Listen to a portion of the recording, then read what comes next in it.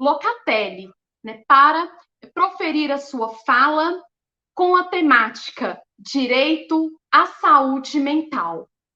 É com você, professora. Muito obrigada, Larissa. Eu começo agradecendo o convite realizado pela professora doutora Simone Letícia, que também é uma grande amiga, uma companheira já de muitos eventos, que eu tive o privilégio e a oportunidade de conhecer e que hoje nós vamos construindo muitas coisas juntas. Também aproveito para cumprimentar o deputado Lucas Edecker, que acompanha o nosso trabalho hoje na mesa, a professora Larissa Gomes e a Larissa Ribeiro, que vai trazer aqui o seu depoimento. Eu gosto muito dessa parte prática de tocar a vida das pessoas, como ontem nós tivemos aqui o meu querido conterrâneo, o Júnior Torres, apresentando o tema da CUFA, da Central Única das Favelas, o trabalho que ele realiza, que nos coloca um pouco nesse eixo do que é real, do que é verdadeiro, do que se sente na rua, do nosso trabalho do dia a dia.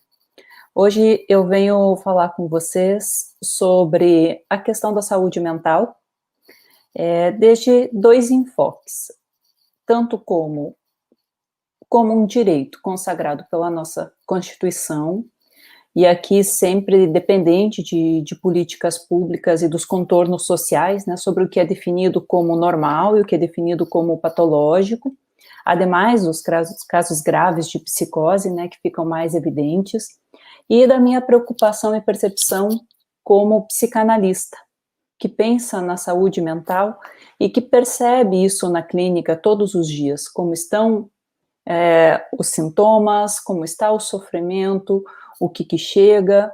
Nós estamos sempre trabalhando com grupos de estudo, nós estamos sempre trabalhando com supervisão, e ali nós vamos tendo uma medida também do que chega em larga escala, não somente no nosso consultório, que acredito ser fundamental para termos uma contextualização dos problemas de saúde mental. Eu gostaria, primeiramente, de trazer uns dados da Organização Mundial da Saúde, para nós termos uma noção do volume de pessoas que estão sofrendo com enfermidades, com patologias, com sintomas, com algo que as perturba emocionalmente, psiquicamente. Segundo a OMS, quase 1 bilhão de pessoas, ou seja, quase uma sétima parte da população, sofre com alguma doença mental. Doença mental entre aspas aqui, porque eu diria que são pessoas com sofrimento psíquico que transborda. Algo aqui que não se pode conter no seu íntimo mais. E o que seria essa saúde mental que nós estamos falando tanto e que se escuta tanto e cada vez mais? A OMS, ela traz uma definição muito ampla, e o impacto da OMS nós estamos vendo, especialmente nesse período pandêmico, em como que ela está presente nos nossos destinos de saúde, porque ela vai entrando também no discurso dos governos, ela vai criando como se fossem políticas mundiais que vão pressionando os governos a realizar alguma ou outra política pública específica. E ela está muito pendente, está muito preocupada com a questão da saúde mental a nível mundial, nesse momento que nós estamos atravessando com grandes perdas, grandes sofrimentos e grandes medos também. Ela fala o seguinte, que a saúde mental é um estado de completo bem-estar físico, mental e social, não somente a ausência de patologias ou de enfermidades. Ou seja, traz o caráter preventivo aqui também, né? Está relacionada com a promoção do bem-estar, a prevenção de transtornos mentais e o tratamento e a reabilitação dos pacientes. Para nós termos uma ideia do que se está tratando como paciente, quais são os principais sintomas que nós estamos vendo hoje, a OMS diz que 300 milhões de pessoas estão diagnosticadas com depressão, o que significa dizer que 300 milhões de pessoas efetivamente estão sendo tratadas. Esse dado quer dizer que estão diagnosticadas com isso. Acredito que esse número é infinitamente maior daquelas que ainda não acederam à consulta, especialmente a consulta pública, onde os dados são levantados. 1 em cada 12 pessoas apresentam sintomas de ansiedade, ou seja, algo que transborda e que elas não estão conseguindo elaborar com as ferramentas psíquicas que desenvolveram ao longo da vida com as suas próprias experiências. Mas nós vamos ainda para um dado pior. A cada 40 segundos, uma pessoa tira a própria vida. E aqui nós temos que parar para pensar se ela não quer viver ou se ela quer aniquilar o sofrimento que sente como tão intrínseco como se ela fosse isso, e não como se ela estivesse atravessando isso, ou como se fosse algo transitório. Quem sabe, essa é a razão fundamental que a psicanálise muitas vezes diverge dos diagnósticos da psiquiatria, ou pelo menos os questiona, como o DSM, que é publicado pela Associação Psiquiátrica Americana, que agregou mais de 100 transtornos mentais em menos de 30 anos. E vale lembrar que cada um desses transtornos costumam ser hipermedicados, e a cada vez mais em idades mais tempranas. Não que não seja importante a medicação nos tratamentos, eu diria até, não tratamento, mas na estabilização dos sintomas, porque o remédio psiquiátrico, ele não vai curar, né? Em larga medida ele é um band-aid, a não ser nos casos de psicose, que aí é uma estabilização, mas que também não está sendo atendido de uma forma terapêutica. E eu saliento que essa atividade diagnóstica em larga escala tem a ver com essa compreensão do sintoma como algo intrínseco, né? O você é bipolar, você é narcisista, você é depressivo, que dá a falsa sensação que não há outra saída a não ser aquilo. E eu quero compartilhar com vocês um episódio bem gráfico. Eu tenho uma rede social com conteúdo de psicanálise e eu recebi uma mensagem algo extasiada em um post que eu estava tratando justamente sobre essa fixação do diagnóstico pelo paciente. Ele realmente se sentia aquele diagnóstico. E eu vou olhar no perfil dessa pessoa, porque me chama a atenção assim, a resposta dela, de uma maneira hostil, e ela tinha 2 informações, dizia o nome e a palavra bipolar. Então, o que ele estava manifestando ali? Ele é o nome dele e que ele é bipolar. O que pode significar 2 coisas, eu vou deixar essa semente aqui para nós reflexionarmos. Ele estava dizendo, eu sou isso, e realmente acredita nisso, ou estava dizendo que não há um desejo de mudar, que não há uma responsabilização por si. E nesse sentido, nós vamos pensar que, quando nós estamos falando sobre um sofrimento psíquico, tem também um estigma social, que muitas vezes pode nos levar a esperar chegar no limite da dor e do sofrimento. E essa é uma preocupação que parece ser cada vez mais evidente, tanto pelos organismos internacionais, como de uma maneira que está aparecendo mais na consciência nacional também. Por exemplo, me parece muito explícito isso quando o tema do Enem traz o tema, o estigma associado à saúde mental no Brasil, que coloca um pouco de luz, quem sabe, sobre esse tema, especialmente pelos jovens. Isso considerando que a estrutura do Brasil, se estima que cerca de 75 pacientes não recebem um tratamento terapêutico adequado. Quando nós estamos falando de países de alta renda, e a OMS traz isso, nós temos entre 35% e 50% das pessoas que não recebem o tratamento. E aqui nós estamos falando de 75%, esse número pode chegar nessa medida. E eu posso aproveitar também aqui a presença na mesa do deputado Lucas Redecker, que nos escuta, e vamos falar da importância da política, que é o eixo essencial quanto à saúde mental, bem como o estabelecimento de políticas públicas de prevenção e de tratamento, né, que afinal É com a política que se estipula as prioridades governamentais, as verbas que são destinadas aos centros de atendimento, a questão da disponibilidade de um psicólogo por centro educacional, o que me parece muito importante para a prevenção hoje. Também porque, de acordo com a OMS, o Brasil tem um maior número de pessoas com depressão da América Latina e é considerado um dos países com mais pessoas que padecem de ansiedade no mundo. Isso sem considerar o tempo atual da pandemia, que pode ter agravado muitos sintomas, como ansiedade, os sintomas do TOC, né, o transtorno obsessivo compulsivo, os casos de luto, as fobias, né, esse período que nós vivenciamos parece ter acelerado e intensificado modalidades de sofrimento, como nos disse o psicanalista Christian Dunker, aumentou uma produção de sintomas.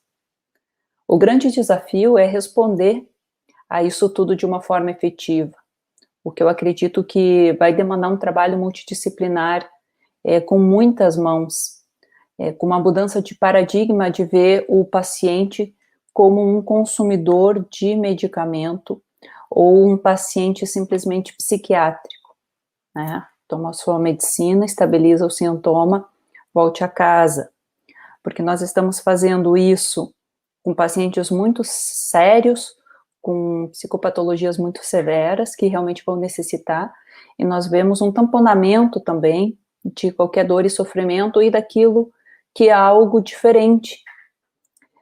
E aquilo que é algo diferente sempre foi um problema social e de manejo social.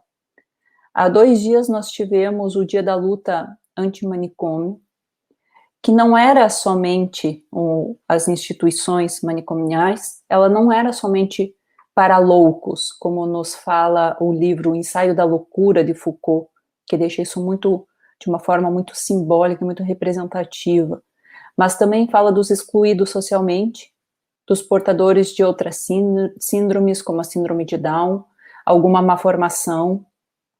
E aí nós temos o Pinel, o médico francês, que trouxe um novo paradigma que mudou algo ali nessa visão Foucaultiana, que é da patologia mental, que ele chama naquele momento de alienado, mas ele já coloca alguma coisa como, aqui há uma doença e ela tem que ser tratada de uma forma diferente do que ser depositado essa pessoa nesse espaço, que era mais um depósito humano, não só da loucura, mas do que era diferente. E aí nós temos o Brasil, que em seus meados de 1900, né, trazem essa ideia dos manicômios para o Brasil, adaptam essa ideia francesa, mas que, no entanto, os espaços institucionais ficaram muito rapidamente superlotados e que serviam, então, para um espaço de hipermedicação e com muito pouco espaço terapêutico, muito pouco espaço para esse cuidado dos seus pacientes como sujeitos. Quando começa a ocorrer uma desinstitucionalização, que surge como uma tentativa de mudar esse paradigma do louco, né, do excluído socialmente, que nós temos que retirá-lo do nosso ambiente, se caminha para a ideia de uma sociedade sem manicômio. E hoje, nós temos um material e nós podemos ver como é que funcionavam essas instituições por dentro, maior ou menor medida, né, com algumas fotos e alguns dados levantados, por exemplo, do Hospital Psiquiátrico de Jequeri, dos anos 70, né, da perda de identidade dos pacientes, da perda da subjetividade. As fotos estão disponíveis, eu recomendo, quem tem interesse sobre esse tema, dê uma olhada, dê uma pesquisada na internet. Vale muito a leitura do livro Holocausto Brasileiro, da Daniela Arbex, que traz o caso de morte de mais de 60 mil pessoas no Hospital Psiquiátrico de Barbacena. Tem muito registro fotográfico também, muito impactante. E nesse ambiente ela traz que muitas mulheres foram internadas ali porque escaparam do padrão de comportamento da época, né? quem sabe uma mãe solteira, alguém que se recusava a casar, etc. Era um meio da família se livrar dessa pessoa que não estava considerada como normal naquele momento. Então, ela era colocada junto das outras pessoas que não tinham um encaixe social. E esse manicômio era um manicômio que não fugia dessa regra da hipermedicação, do eletrochoque usado em grande escala, o que eu me surpreendo que ainda é utilizado. Eu moro na Espanha e o pai de uma amiga foi internado em janeiro e ela veio conversar comigo e ela me contou que ela não reconhecia mais o pai depois das aplicações de eletrochoque. E eu fiquei em choque. E sim, ainda é utilizado. Ele estava num caso de depressão grave e era como a ideia de dar esse restart, né? E que era usada massivamente até como um castigo nessa época de instituição dos manicômios. Muitos castigos corporais também, onde estava completamente ausente a escuta e o laço social, que são essenciais para que os pacientes mantenham o seu status de sujeito, na medida do que é possível, né? Ou seja, me parece que a psiquiatria, ela pode ser muito usada como um meio de concretizar diagnósticos daquilo que a sociedade, em um determinado tempo e espaço, compreende como um distúrbio. E aqui eu pergunto se é um distúrbio social ou mental. De qualquer maneira, quando a questão dos manicômios se desfazem no Brasil, surge outra questão, que é o que nós fazemos com os pacientes sérios e como que nós vamos dar conta de atender terapeuticamente as pessoas que necessitam. Está tendo toda uma reinvenção, né? Um dos passos muito importantes que foi dado dentro dessa transição foi o trabalho da Nise da Silveira, que trouxe esse olhar de empatia e da terapia para os pacientes psiquiátricos. Vale muito a pena assistir o filme sobre o trabalho dela, um filme maravilhoso. E outro filme que eu deixo a dica para vocês assistirem é sobre o Bicho de Sete Cabeças, com o Rodrigo Santoro, que fala sobre a dependência química, uma suposta dependência química, e o tratamento que é empregado. Porque hoje nós ainda temos essa questão, né, da dependência química e do transtorno, algum transtorno psicológico, psiquiátrico, mental, estarem misturados num tratamento. Quando nós tivemos a nossa Constituição de 88, consagrando direitos como a igualdade, a saúde, consagrando o sistema de saúde público, o nosso SUS, né, a nossa Constituição cidadã, colocando todos as pessoas que estão naquela pátria como cidadãos, muda um pouco o direcionamento de todas essas questões de manicômio, de instituições. Não ocorre o surgimento dos CAPs, os Centros de Habilitação Psicossocial, com terapia, com psiquiatra, com grupos terapêuticos, e muitos pacientes que estavam ingressados retornaram para suas casas, tiveram alguma ajuda. Nem todo paciente pode ser contido em casa, né? Nós temos casos de psicose que tem uma perseguição, pode ser perigoso para ele, pode ser perigoso para as outras pessoas que convivem também, e para tanto nós acabamos fazendo o ingresso em certos hospitais psiquiátricos, que há essa emergência psiquiátrica, né? Esse espaço destinado para acolher esse tipo de paciente. Em 2011 foi elaborada a rede de atenção psicossocial, que trouxe um contexto social, ou seja, vamos olhar onde é que eles estão se movimentando, em qual ambiente estão esses pacientes psiquiátricos, o que está levando a esse desenvolvimento de patologias.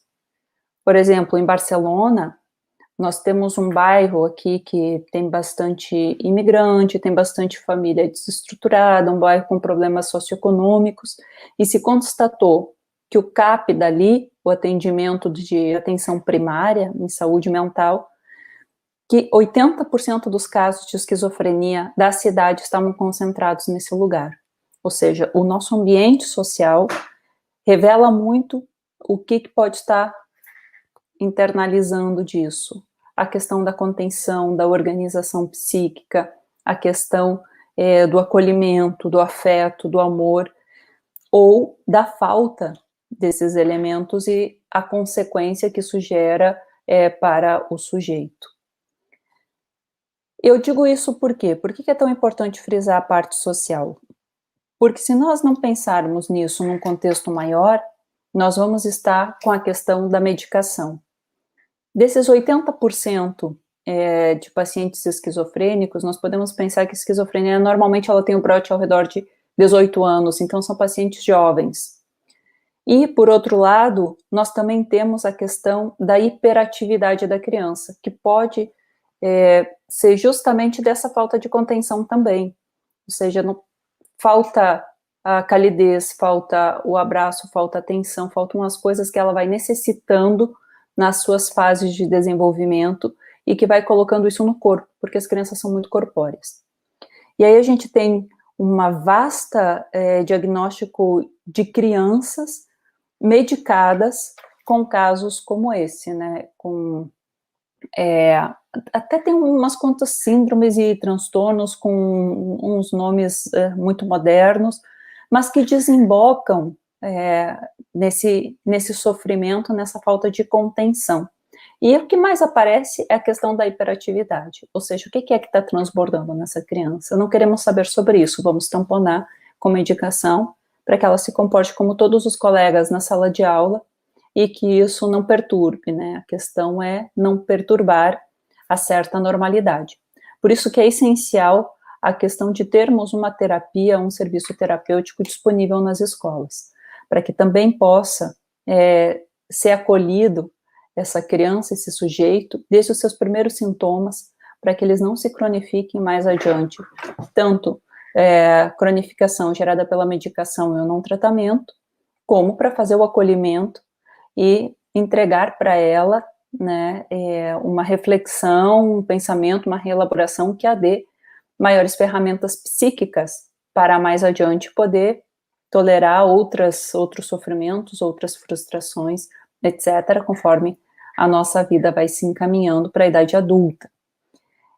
Hoje nós vemos essa grande vasta medicação, e o que me parece estar faltando? Centros terapêuticos que possam abranger mais, e essa contenção também dentro das escolas, e não só escolas infantis, escolas de adolescentes, nas universidades, etc. Algumas universidades que têm psicologia apresentam esse serviço, né, para a população, mas não é algo estável, é algo transitório, porque aquelas pessoas estão se formando, logo vão deixar de atender.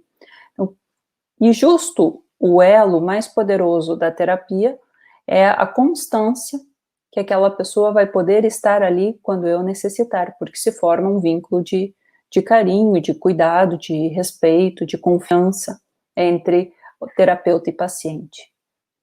E para terminar e já devolver a palavra aqui para a professora Larissa, e para podermos escutar o Lucas, eu deixo uma frase do Jacques Lacan, um pensamento dele, que ele diz que o psicanalista que não estiver de acordo com o seu tempo não deveria ser psicanalista.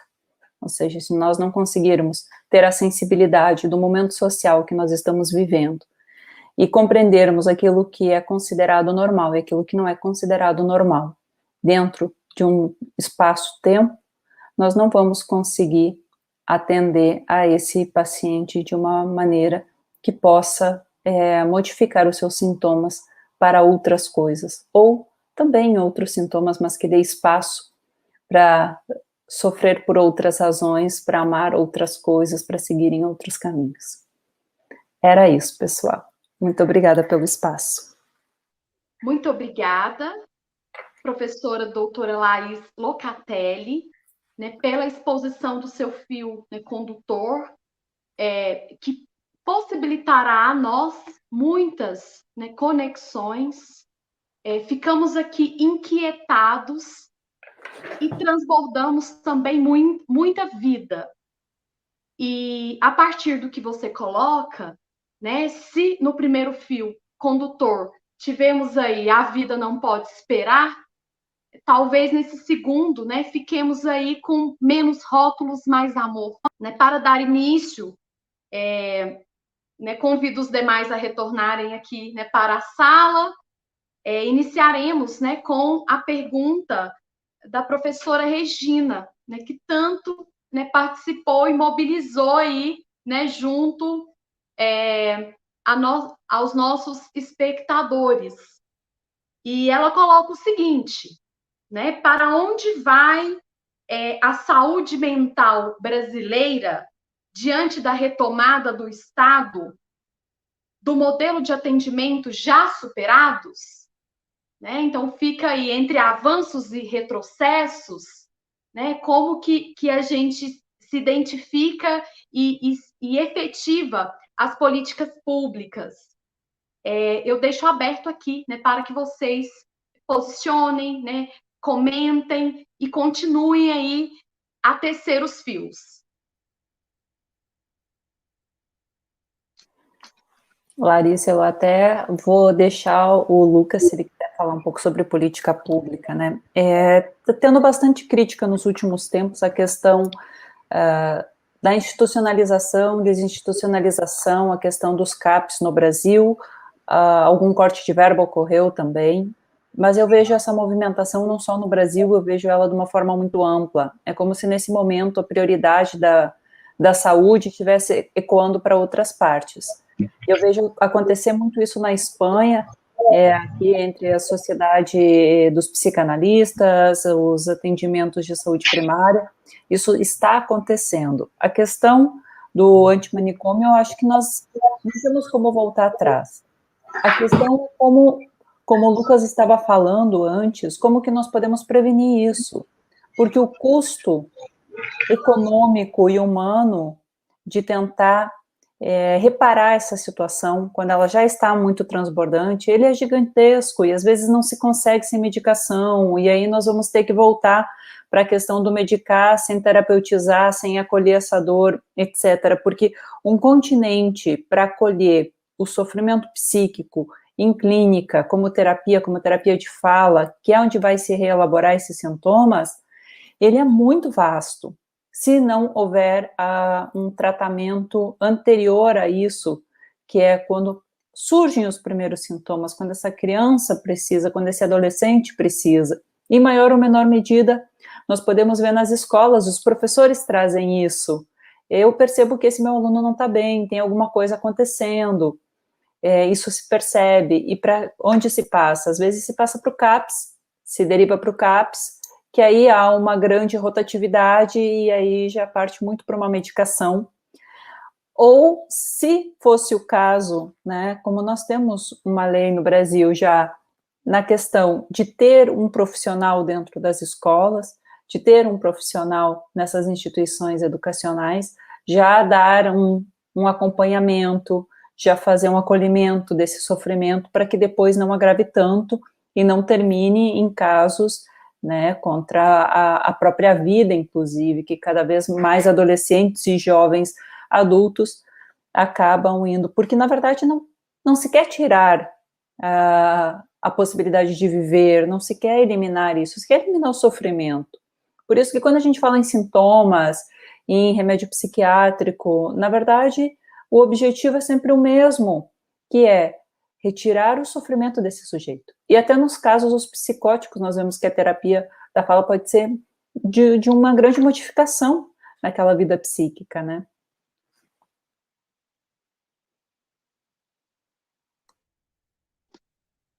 Ok, obrigada. Quem se soma à reflexão? Mulheres primeiro, por favor. Quem quiser falar está à disposição. O deputado Lucas diz o seguinte: imagina nós, né, que somos pais, que somos mães, termos um filho nessa condição de, por exemplo, uma doença rara como a AME, que, né, no valor de 12 milhões. Né? Então, qualquer tipo de doença, não precisa nem ser doença rara, eu acho que qualquer pai, qualquer mãe se coloca numa condição desesperadora para solucionar o problema do filho. Nós queremos solucionar os problemas dos nossos filhos. E como eu disse, tem casos que não pode esperar. A saúde não pode esperar. Quem tem câncer não pode esperar. Quem está na espera de um tratamento do coração, quem está na fila da UTI, não pode esperar. A doença não espera. E como do tratamento que o deputado Lucas diz, que a judicialização ela custa mais. Então, nós precisamos realmente de uma agilidade na incorporação dos medicamentos pelo SUS, a questão do Conitec. E quando nós falamos em pandemia, como essa questão da pandemia é preocupante, tanto que a professora Laís ressaltou, inclusive, o número de suicídios, como que ele tem crescido nessa pandemia, né? Então, a saúde tem pressa, muita pressa. É isso.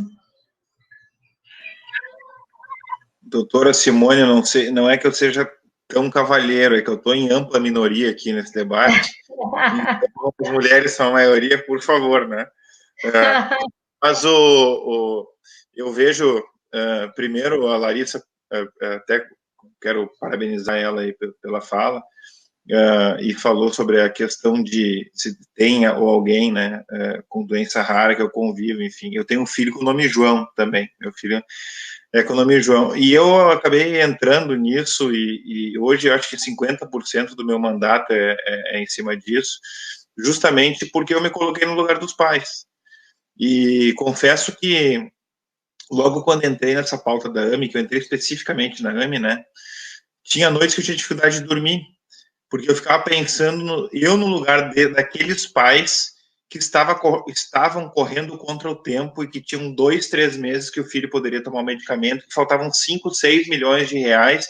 Isso me deixava tão angustiado com tudo isso, e que acabava, assim, eu acordava no outro dia, eu já tentava fazer de tudo. Então, sentei com o presidente do Supremo, com a Anvisa, com o Conitec já 500 vezes para tentar agilizar o mais rápido possível, porque é de fato uma luta contra o tempo.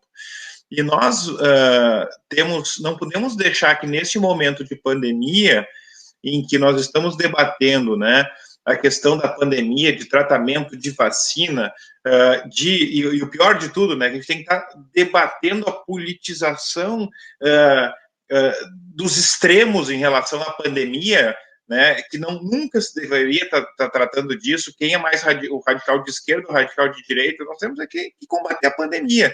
Só que nós não podemos tirar o nosso foco de outros temas, e as doenças raras são temas que não podem ser esquecidos nesse momento, né?